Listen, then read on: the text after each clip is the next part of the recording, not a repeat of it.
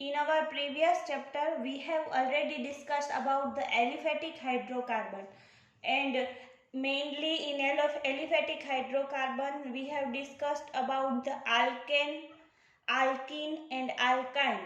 Alkane means carbon-carbon single bond, alkene means having carbon-carbon double bond, and alkyne having carbon-carbon triple bond. So we have just completed this assignment for aliphatic hydrocarbon and all chapter. Then we today discuss about the aromatic hydrocarbon. Mainly what is difference between aromatic hydrocarbon and aliphatic hydrocarbon? We all differentiate them aliphatic and aromatic by mainly ring. The compound which contain aromatic ring is known as aromatic hydrocarbon, and the hydrocarbon which contain the carbon chain is known as aliphatic hydrocarbon. So you have already know about the aliphatic hydrocarbon. So today we will discuss about aromatic hydrocarbon chapter. Aromatic હાઇડ્રોકાર્બનની અંદર સૌથી વધારે પહેલા આપણે જોવાનું છે એરોમેટિસિટી. This point is very useful for your BSc, MSc and after your master, PhD, whatever you done after your BSc. This topic is very useful for you. So ઘણા દિવસના વિચાર પછી કે તમને એરોમેટિસિટી ક્યાંથી કરાવવું, ફાઇનલી મેં તમને એરોમેટિસિટી છે, હું પોતે જે એમએસસીમાં ભણતી ને ત્યાંનો મટીરિયલ મેં જે ત્યારે મને કરાવેલું હતું એમાંથી હવે ફાઇનલી તમને એરોમેટિસિટી કરાવું છું. કેમ કે મેં ઘણી જગ્યાએ સર્ચ કર્યું, પછી બુક તમારી ભારત પ્રકાશનની તો કોઈ રીતે તમને સમજી શકાય એવા વર્ડ જ નથી એના, એટલે એમાં તો પોસિબલ નહોતું. બહુ બધા સર્ચ કર્યા પછી ફાઇનલી આ જે એરોમેટિસિટી છે એટલો પોઈન્ટ, તમારું ચેપ્ટર છે એરોમેટિક હાઇડ્રોકાર્બન, પણ એમાંનો ફર્સ્ટ પોઈન્ટ જ છે એરોમેટિક હાઇડ્રોકાર્બનમાં એરોમેટિસિટી. તો એ એરોમેટિસિટી એટલે કે તમારો કમ્પાઉન્ડ એરોમેટિક છે કે પછી નથી એરોમેટિક, અથવા એન્ટી એરોમેટિક છે કે નોન એરોમેટિક, એ જાણવા માટે અમુક રૂલ્સ આવે છે. 11-12માં એના વિશે થોડુંક એવું તમે ભણ્યા. તો હવે આના વિશે ડિટેલમાં જોવાનું છે. તો એમએસસીમાં તો ખૂબ ઘણું બધું આવતું, એમાંથી થોડીક વસ્તુ કે જે તમારે જરૂરી છે એ બધી કાઢી અને મેં આમાં પીડીએફમાં રાખી છે, હું તમને સેન્ડ કરીશ.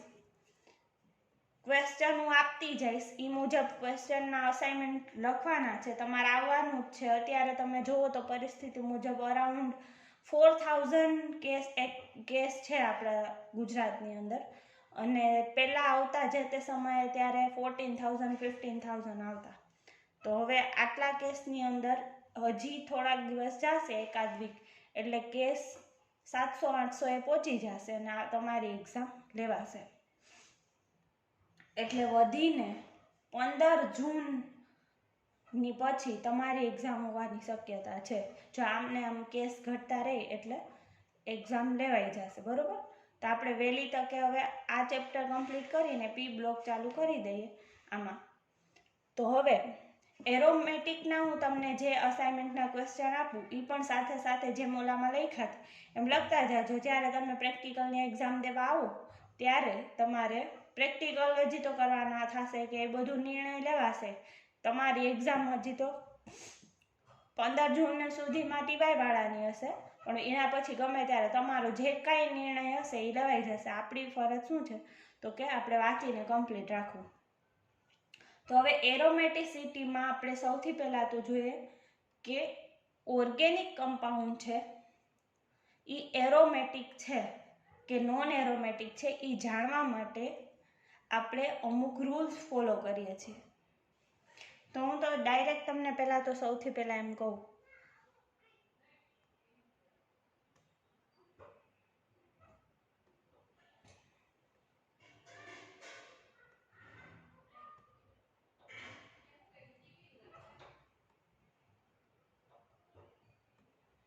કે આ કમ્પાઉન્ડ છે ને બેન્ઝીન છે ને બેન્ઝીન એરોમેટિક છે, મને ખબર છે, મેં નીચે લખી નાખ્યું કે આ એરોમેટિક છે. આ કમ્પાઉન્ડ પણ એરોમેટિક છે એ મને ખબર છે, મેં નીચે લખી નાખ્યું. આ કમ્પાઉન્ડ એન્ટી એરોમેટિક છે, મને ખબર છે, મેં લખી નાખ્યું. પણ શા માટે આને મેં એરોમેટિક જ કીધું, આને એરોમેટિક કીધું ને આને એન્ટી એરોમેટિક કીધું, એવું શા માટે થયું? એના માટેના અમુક રૂલ્સ છે. પહેલાં તો એ જોઈએ. કન્ડિશન, કોઈ પણ કમ્પાઉન્ડ છે, અત્યારે આપણે ભણીએ છીએ ટોપિક મોસ્ટ આઈએમપી છે, નામ છે એનું એરોમેટિસિટી. નેટ હોય, ગેટ હોય, જીસેટ હોય, ગમે તે કોમ્પિટિટિવ એક્ઝામ્સ હોય કે એમએસસી હોય, બીએસસી, આ ચેપ્ટરનો આ ટોપિક તમારે હંમેશા આવશે જ. Condition of aromatic compound.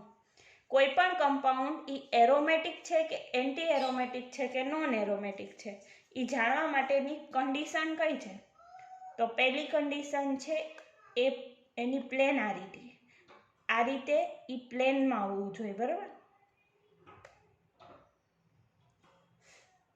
બીજી એટલે કે હાઇબ્રિડાઇઝેશન કા એનું sp2 હોવું જોઈએ કા sp હોવું જોઈએ. sp3 હાઇબ્રિડાઇઝેશન એનું હશે તો એ પ્લેનારિટી જાળવી શકશે નહીં, બરાબર. એ થોડુંક તમે આગળ ભણશો એટલે તમને ખબર પડશે. અત્યારે તમારે આ તો યાદ જ રાખવાનું કે પહેલાં તો એ પ્લેનમાં હોવું જોઈએ. બીજું શું છે? એનું હાઇબ્રિડાઇઝેશન આવું જ હોવું જોઈએ. ત્રીજું શું છે? એ કમ્પાઉન્ડ કેવો હોવો જોઈએ? સાયક્લિક. ધેન સેકન્ડ જોઈએ કમ્પ્લીટ કોન્જુગેશન હોવું જોઈએ. કમ્પ્લીટ કોન્જુગેશન મીન્સ ઇલેક્ટ્રોન કેવા હોવા જોઈએ? ડીલોકેલાઇઝેશનમાં. What is electron delocalisation? એ તમારે ડેફિનેશન જોવાની છે. ઇલેક્ટ્રોનનું કમ્પ્લીટ કોન્જુગેશન એટલે જો આ છે એ અહીંયા જતા હોય, પછી આ અહીંયા જતા હોય આના ઇલેક્ટ્રોન, પછી આના અહીંયા જતા હોય, એવી રીતે આ એકબીજા સાથે ઓવરલેપ કરી અને કમ્પ્લીટ કોન્જુગેશનમાં પાર્ટિસિપેટ કરતા હોય એવી સિસ્ટમ હોવી જોઈએ. પછી જો આ ડબલ બોન્ડ અહીંયા ટ્રાન્સફર થઈ શકે, આ છે એ અહીંયા ટ્રાન્સફર થઈ શકે અને આ છે એ અહીંયા ટ્રાન્સફર થઈ શકે. તો કમ્પ્લીટ કોન્જુગેશન હોવું જોઈએ. પછી મોસ્ટ આઈએમપી વસ્તુ એરોમેટિક થવા માટેની કે હકેલ રૂલને ફોલો કરવા જોઈએ. હવે તમે કહેશો અત્યાર સુધી તો ખબર કે પ્લેન, sp2, sp એ બધું તો ખબર પડી ગઈ. હકેલ રૂલ શું છે? તો 4n+2 રૂલ છે. 4n+2 rule. હવે એને કેવી રીતે એપ્લાય કરવો ને હું તમને કહું કે જો આવી રીતે હશે 4n+2 number of pi electrons where n is equal to 0, 1, 2 and 3. જો 4n+2 number of pi electron હોય ત્યાં n બરાબર શું હોવું જોઈએ? 0, 1, 2, 3. હવે જો અહીંયા n બરાબર આપણે 0, 1, 2, 3 એવી રીતે મૂકીએ. n બરાબર આપણે 4, અહીંયા મેં n બરાબર 0 મૂક્યા તો જવાબ શું આવશે? 4 0 થઈ જાય આ 2 તો 2 પાઈ ઇલેક્ટ્રોન આવશે. અહીંયા હું 1 મૂકું તો શું થશે? 6 પાઈ ઇલેક્ટ્રોન. અહીંયા 2 મૂકું તો શું થશે? 10 પાઈ ઇલેક્ટ્રોન. n બરાબર અહીંયા 3 મૂકું તો શું થશે? 14 પાઈ ઇલેક્ટ્રોન, બરાબર. હવે જો ધારો કે કોઈ આ બહુ એટલે બહુ સમજવાની વસ્તુ છે. એકવાર તમે ધ્યાનથી સમજી લેશો તો તમને ખબર પડી જશે. હવે જો આ એક બોન્ડ છે, બરોબર.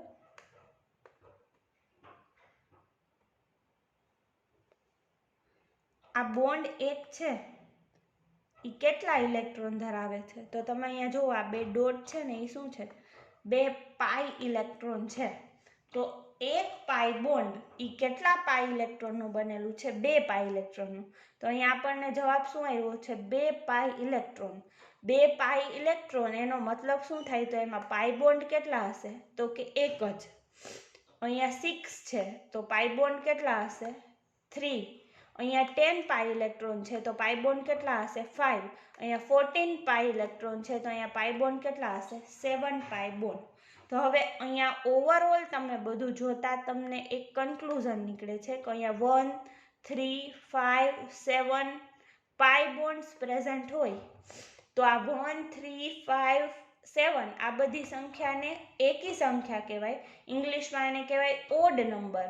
તો જ્યારે પણ તમારા સિસ્ટમની અંદર odd number of pi bonds present હશે ત્યારે એને શું કહેવાશે? ત્યારે ઈ કમ્પાઉન્ડને એરોમેટિક કમ્પાઉન્ડ કહેવાશે. મોટા અક્ષરે જ્યાં તમારે લખવું હોય ત્યાં લખી નાખજો. System having odd number of pi bond are aromatic. એટલે જ્યારે odd number of pi bond ધરાવતા હશે ત્યારે એ શું હશે? એરોમેટિક. હવે જો આ કમ્પાઉન્ડ અત્યારે આ બેન્ઝીન છે. તમે બધાય ખૂબ સારી રીતે અત્યારે તો જાણો છો કે બેન્ઝીન છે એ એરોમેટિક છે. એ એન્ટી એરોમેટિક કે નોન એરોમેટિક નથી. પણ ધારો કે તમને અત્યારે કંઈ ખબર નથી તો આપણે પહેલા તો શું કરવું પડશે? તો કે સૌથી પહેલા ઈ જોવાનું કે એની અંદર નંબર ઓફ પાઈ બોન્ડ્સ કેટલા છે. એક તો આ 1, એક તો આ 2 અને આ 3. બરોબર? અહીંયા આનું લખાઈ ગયું. તો આ નંબર પાઈ બોન્ડ કેટલા પ્રેઝન્ટ છે? 3 પાઈ બોન્ડ્સ છે. 3 પાઈ બોન્ડ્સ છે તો અહીંયા જોઈ લો 3 પાઈ બોન્ડ 1, 3, 5, 7, 9 ઈ ટાઈપના ઓડ નંબર ઓફ એકી સંખ્યામાં હોય ત્યારે એ કમ્પાઉન્ડ કેવો બનશે? એરોમેટિક બનશે. એની બદલે અહીંયા જો ખાલી 1 પાઈ બોન્ડ છે. અહીંયા છે બોન્ડ, તમે ખાસ કરી નાખજો.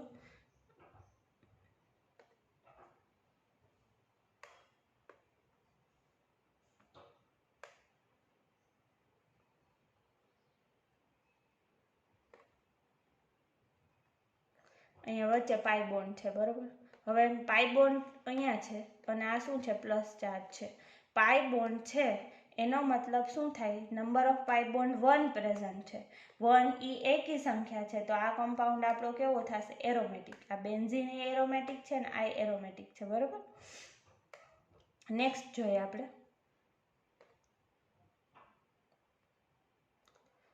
અહીંયા 1 પાઈ બોન્ડ અને અહીંયા 2 પાઈ બોન્ડ. આ તો બેકી સંખ્યા છે એટલે કે અહીંયા ક્યાંય બેકી સંખ્યા તો આપેલી નથી. તો આ કમ્પાઉન્ડ કેવો થશે? Anti aromatic, non aromatic. બેમાંથી એક થઈ શકે. એરોમેટિક તો નથી એવું તમે કહેશો પણ આ વસ્તુ રોંગ છે.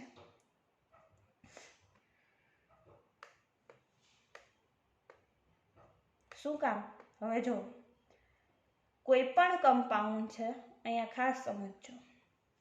ધારો કે મારી પાસે આ એક કમ્પાઉન્ડ છે, આ જ છે. બરોબર? પેલા આવું હતું. અહીંયા એક એચ છે અને અહીંયા એક એચ છે. એ જોડાયેલા હોય જ, એ તમને ખબર હશે.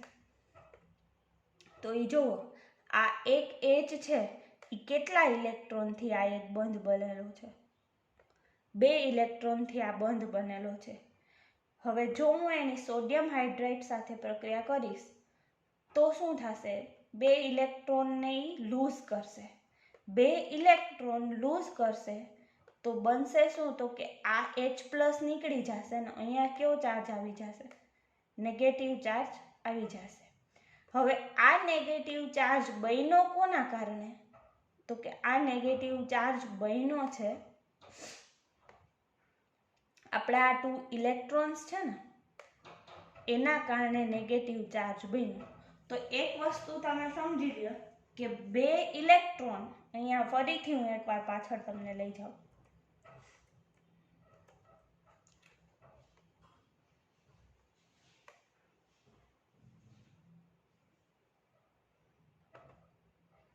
બે પાઈ ઇલેક્ટ્રોન્સ પ્રેઝન્ટ હોય એનો મતલબ થાય શું? તો કે 1 પાઈ બોન્ડ થાય. 2 પાઈ ઇલેક્ટ્રોન બરાબર 1 પાઈ બોન્ડ. એ તો આપણે અહીંયા જોયું કે 1 પાઈ બોન્ડ બનેલો શેનો છે? તો કે 2 પાઈ ઇલેક્ટ્રોનનો. તો જ્યારે પણ આપણા કમ્પાઉન્ડની અંદર માઇનસ ચાર્જ આપેલો હોય ત્યારે આપણે એને શું સમજવાનું? 1 પાઈ ઇલેક્ટ્રોન. તો 1 પાઈ બોન્ડ તો એક પાઈ બોન્ડ આ છે, એક પાઈ બોન્ડ આ છે 2 અને આ માઇનસ ચાર્જ ને 3. તો હવે 3 પાઈ બોન્ડ એટલે એકી સંખ્યા ને એકી સંખ્યા એટલે કમ્પાઉન્ડ કેવું હોવું જોઈએ? એરોમેટિક. હવે જો આ તમારા માટે સમજવાની મોસ્ટ આઈએમપી વસ્તુ છે કે ઇલેક્ટ્રોફિલિક સબસ્ટિટ્યુશન રિએક્શન આ કમ્પાઉન્ડ આપશે. ઇલેક્ટ્રોફિલિક એડિશન રિએક્શન આ કમ્પાઉન્ડ નહીં આપે. એવું શું કામ થતું હશે એ જોઈએ આપણે.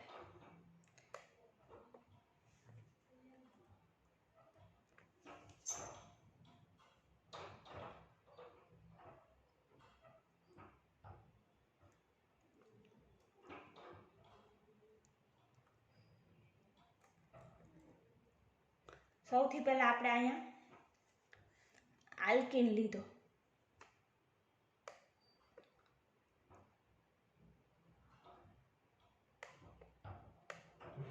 કાર્બન કાર્બન ડબલ બોન્ડ હોય ને ત્યારે એને આલ્કીન કહેવાય. હવે ઇલેક્ટ્રોફિલિક એડિશન રિએક્શન હું પહેલાં કરાવું. Br2 એમાં જોડું તો અહીંયા Br જોડાઈ જાય અને અહીંયા Br જોડાઈ જાય. Okay, done. આ કહેવાય આલ્કીન. આલ્કેન આલ્કીન આલ્કાઇન એને એલિફેટિક હાઇડ્રોકાર્બન. તો તમે કહેશો કે આ ચેપ્ટર એરોમેટિક છે ને એમાં એલિફેટિક વચ્ચે ક્યાં આવ્યું? બસ એ જ વાત કે આપણું ચેપ્ટર કયું છે? એલિફેટિક હાઇડ્રોકાર્બન છે, એટલે એરોમેટિક હાઇડ્રોકાર્બન છે. તો આપણે એવો એક એરોમેટિક કમ્પાઉન્ડ લઈએ, એની આવી રીતે BR પ્રક્રિયા કરી તો શું થશે? તો કે તો અહીંયા છે ને BR આવી રીતે જેમ આમાં લાગી ગયા ને બે BR સિમ્પલ ચેઇનમાં, એવી રીતે આમાં BR લાગશે નહીં. એવું શું કામ થશે? તો કે આ બેન્ઝીન છે એમાં અહીંયા હું ધારો કે BR લગાડું. પહેલા તો આ બેન્ઝીન છે એના પાઈ બોન્ડ કેટલા છે? 3 પાઈ બોન્ડ છે, એટલે આ કમ્પાઉન્ડ એરોમેટિક છે.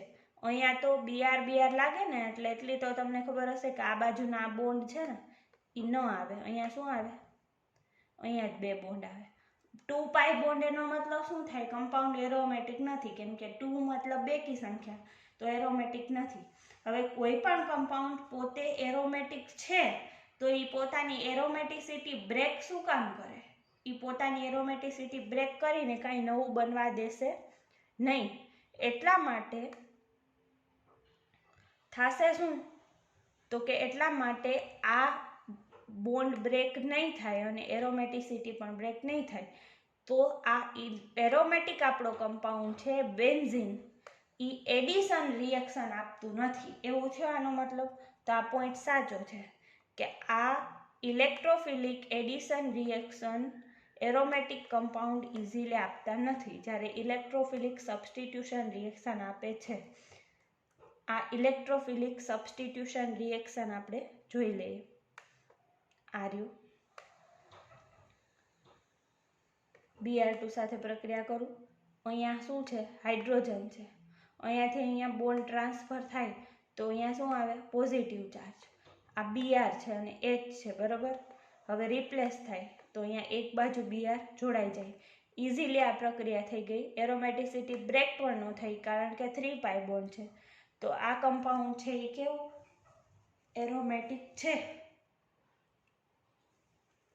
એના પછી નેક્સ્ટ પોઈન્ટ કન્ડિશન આપણે જોઈએ છે.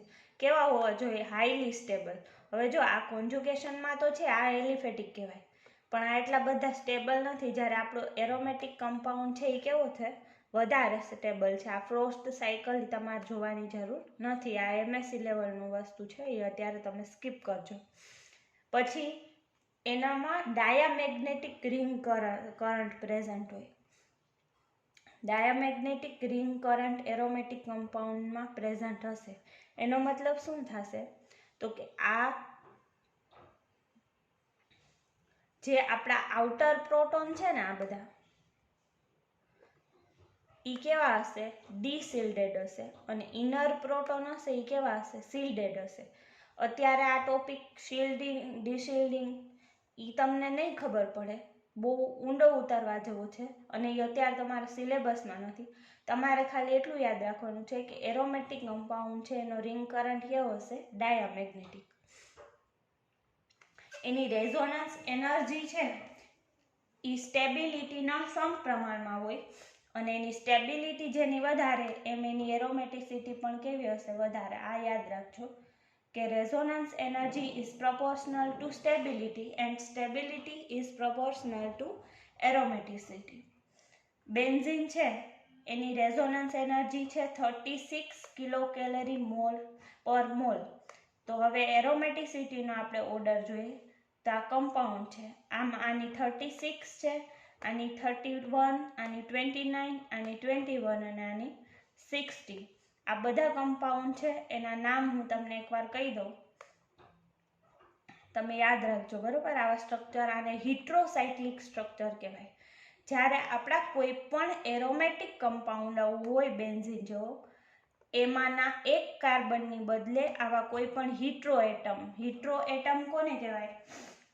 નાઇટ્રોજન, ઓક્સિજન, સલ્ફર, એન્ટીમોની એને હિટ્રો એટમ કહેવાય.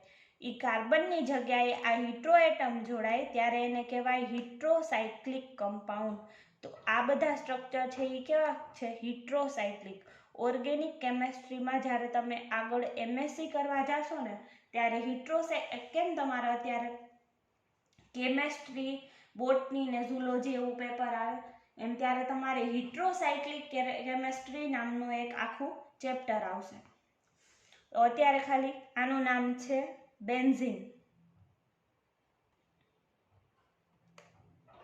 આનું નામ છે પિરિડીન, આનું નામ છે થિયાફિન, THIOPHEN, આનું છે પાયરોલ અને આનું છે ફ્યુરાન. જો બેન્ઝીનની એનર્જી 36 છે, જેમ એનર્જી વધારે એમ એની એરોમેટિસિટી વધારે. આની 16 છે તો આની એરોમેટિસિટી ઓછી.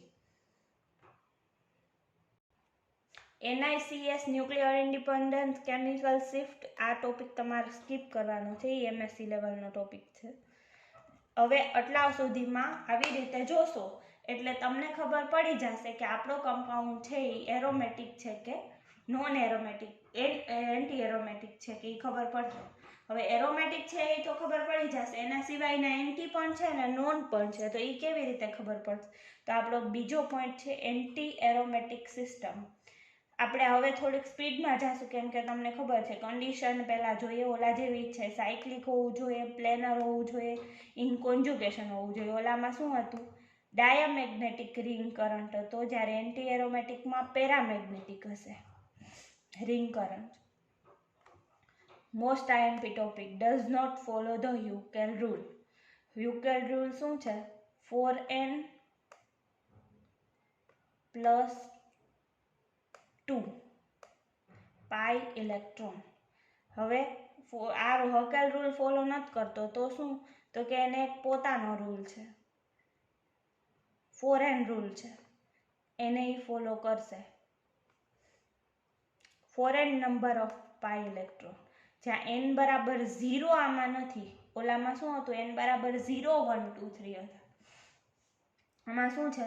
n બરાબર 1, 2, 3. તો જો હું 4n, પહેલાં તો 4n બરાબર 1 મૂકું, પછી n બરાબર 2, પછી 3. તો અહીંયા શું આવશે? 4, 8, 12. મતલબ 4 પાઈ ઇલેક્ટ્રોન. તો 1 પાઈ ઇલેક્ટ્રોન બરાબર શું થાય? 1 પાઈ બોન્ડ. તો 2 પાઈ ઇલેક્ટ્રોન મતલબ શું થાય? 1 પાઈ બોન્ડ. 2 પાઈ ઇલેક્ટ્રોન હોય ને ત્યારે શું થાય? 1 પાઈ બોન્ડ થાય. હજી એકવાર બતાવી દઉં હું તમને.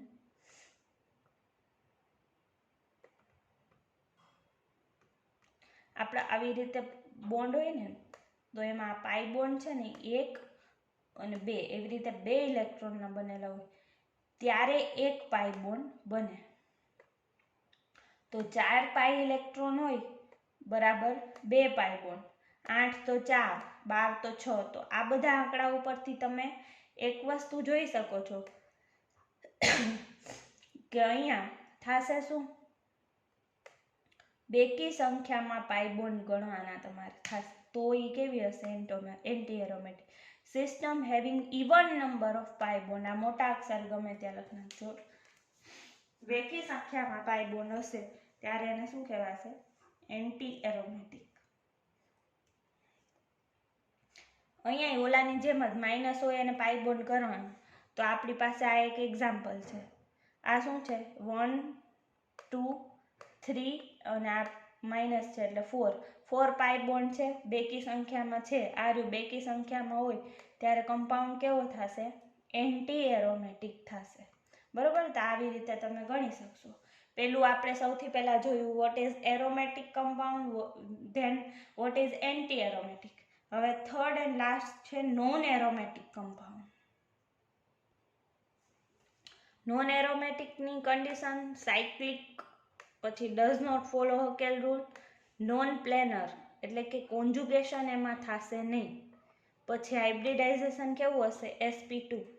આ કમ્પાઉન્ડ જોઈએ તો આમ દેખીતા 1 2 3 અને 4 પાઈ બોન્ડ છે તો તમે એમ કહેશો બેકી સંખ્યામાં પાઈ બોન્ડ છે એટલે એન્ટી એરોમેટિક છે. પણ આ કમ્પાઉન્ડ છે એ કેવો છે? પ્લેનર અત્યારે છે.